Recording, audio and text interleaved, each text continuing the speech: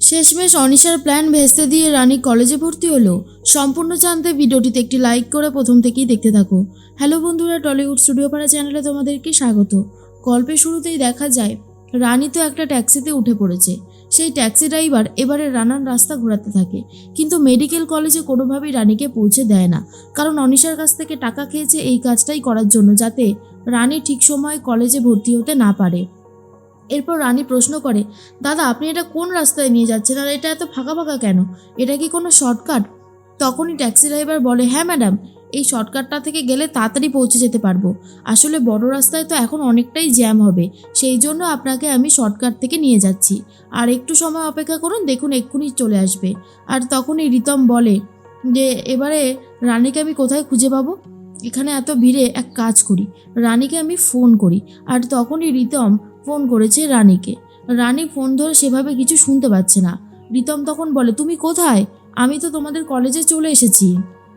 তখনই রানী বলে, আমি তো এখনও ট্যাক্সিতে রয়েছি, যাচ্ছি। রিতম বলে, তুমি তো আমার অনেক আগে বেরিয়েছো রানী, তুমি এখনও পৌঁছতে পারোনি? শিগগিরই এসো, সাবধানে, আমি এখানেই আছি। রানী তখন বলে, দাদা এই ফোনে নেটওয়ার্কটাও ঠিক মতন কাজ করছে না, আপনার ফোনে নেটওয়ার্ক আছে? তখন সেই লোকটা বলে, না ম্যাডাম, আমার ফোনেও তো নেটওয়ার্ক নেই, কোন রাস্তায় যে এসে পড়লাম কে জানে। এরপর রানীর সন্দেহটা হতে থাকে। তখনই ট্যাক্সি ড্রাইভার বলে, এই তো ম্যাডাম চলে এসেছে, আরেকটুখানি, এই যে আরেকটু। এই সমস্ত বলে বলে রানীকে চুপচাপ বসিয়ে রেখেছে। অন্যদিকে রিতম ঘুরে ঘুরে হবু ডাক্তারদের দেখতে থাকে আর বলে, ইঞ্জিনিয়ারিং ছাত্র হয়ে এখন আমি ডাক্তারি কলেজে চলে এসেছি। কত ভবিষ্যতের ডাক্তাররা তিরিং বিরিং করে লাফিয়ে বেড়াচ্ছে, সত্যি দেখতেও কিন্তু খুব ভালো লাগছে। এর মধ্যেই তখনই রিতমকে ফোন করেছে দেবু আর বলে, শোনো, বলছি তুমি একবার রানীকে জিজ্ঞেস করো তো, ও ঠিক টাইমে ওষুধগুলো খেয়েছিল নাকি, খাবার খেয়েছিল নাকি। কাকিমণি জিজ্ঞেস করতে বলল। রিতম তখন তো করতে থাকে। দেবু তখন বলে, কি হলো? তুমি এক কাজ করো, ফোনটাই ওকে দাও, আমি ওর সাথে কথা বলতে চাই।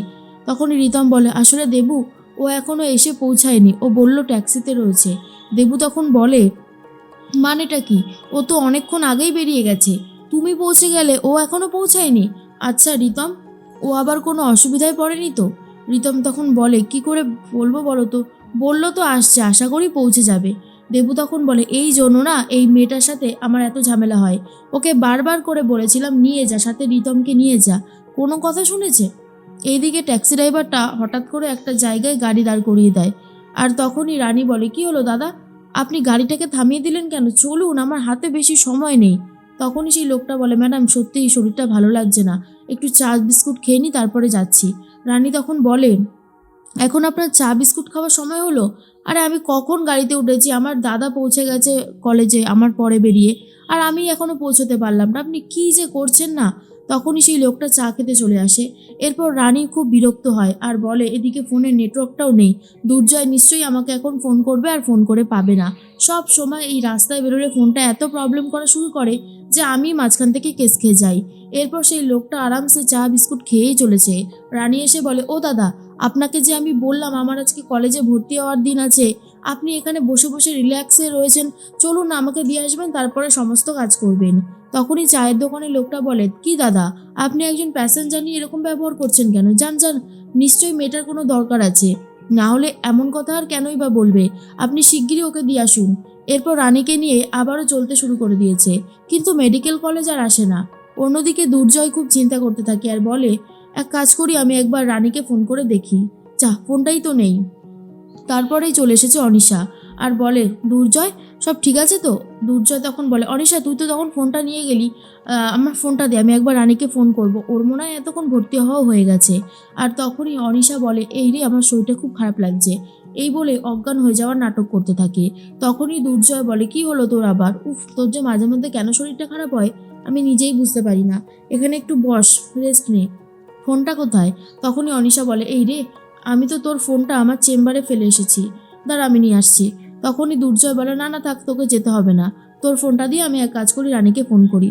এরপর রানীকে তো ফোন করে, কিন্তু ফোনটা নট রিচেবল বলতে থাকে, আর তার জন্য আরও বেশি করে রেখে গেছে দুর্জয়। দুর্জয় তখন ভাবে শুরু হয়ে গেল। এবারে রিতমকে ফোন করেছে আর বলে, হ্যাঁ রে শেষদা ভাই, রানীর সাথে তো দেখা হয়েছে তো? তখনই শেষদা ভাই বলে, আর বলিস না রে, আমি তো অনেকক্ষণ আগেই চলে এসেছি, কিন্তু রানীর পাত্তা নেই, রানী নাকি এখনও গাড়িতেই রয়েছে, কি যে করছে, ফোনে কথা হয়েছে আমার। তখনই দুর্জয় বলে এই জন্য আমি তোকে বলেছিলাম ওর সাথে লেগে থাক। দেখলি তো এই মেয়েটাকে না রাস্তায় বেরোতে দিলে আমার টেনশন বাড়তে থাকে। ও না সেটা কখনো ফিল করবে না যে আমার কতটা টেনশন হয়। এমনিতেই ওরকম মানুষ, তার মধ্যে কলেজে এখনো ভর্তি হতে পারিনি, না জানি কোথায় কি হয়ে পড়ে রয়েছে। সত্যি আমার চিন্তাটা আরও বাড়ছে। এর মধ্যেই অনিশা মনে মনে বলতে থাকে রানী কখনোই পৌঁছতে পারবে না, আর তার সমস্ত চেষ্টা আমি অলরেডি করে ফেলেছি। এর মধ্যেই দুর্জয় তখন ভাবে কি করা যায়। অন্যদিকে ট্যাক্সি ড্রাইভার রানীকে নিয়ে আবার এদিক ওদিক ঘুরতে শুরু করে।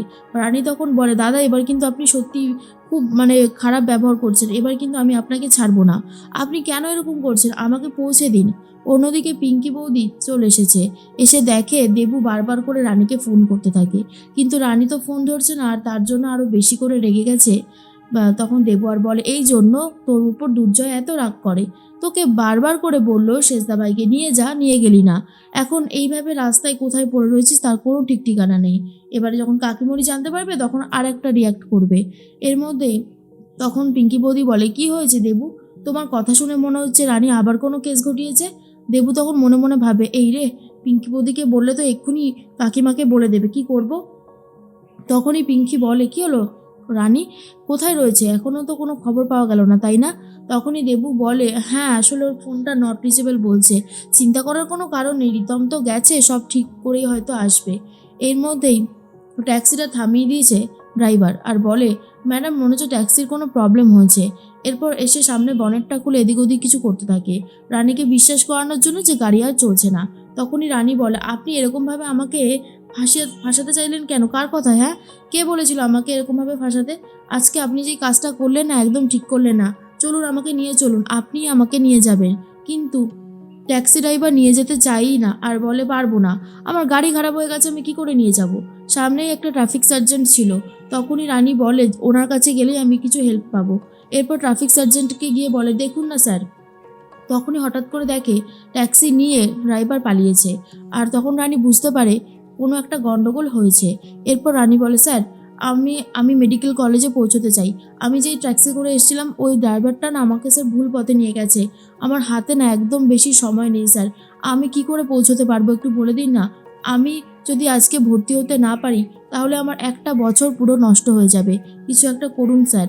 তখনই স্যার বলে, আচ্ছা আচ্ছা, আপনি এক কাজ করুন, এই রাস্তাটা পেরিয়ে ওই পাড়ার রাস্তাটায় যান, গিয়ে কোনো ট্যাক্সি পান নাকি দেখুন, নাহলে অন্য কোনো কিছুতে যান, বাসে উঠবেন না, বাসে উঠলে কিন্তু দেরি হবে।